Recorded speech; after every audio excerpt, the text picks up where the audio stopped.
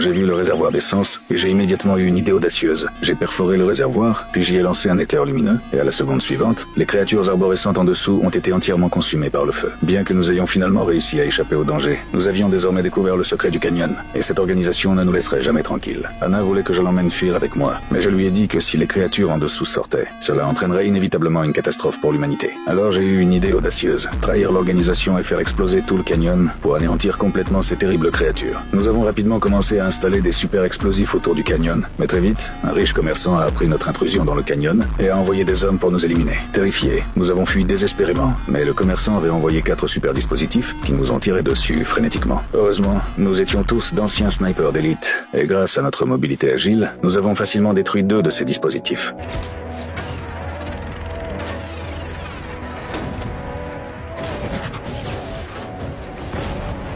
Ensuite, nous avons rapidement quitté le canyon dangereux et atteint un point culminant à 4 km du canyon. En réalité, nous avions prévu de faire exploser les émetteurs de signal situés de chaque côté du canyon, ce qui déclencherait le programme d'autodestruction nucléaire du laboratoire à l'intérieur du canyon. Mais lorsque le commerçant a vu les interférences des signaux exploser l'une après l'autre, il a également compris le danger et a précipitamment pris un hélicoptère pour s'enfuir, mais il était déjà trop tard. À la seconde suivante, tout le canyon a été complètement détruit par une explosion nucléaire souterraine. Et Anna et moi étions déjà évacués dans une zone sûre. Finalement, nous nous sommes retirés dans un lieu isolé du monde et avons vécu depuis une vie heureuse et insouciante.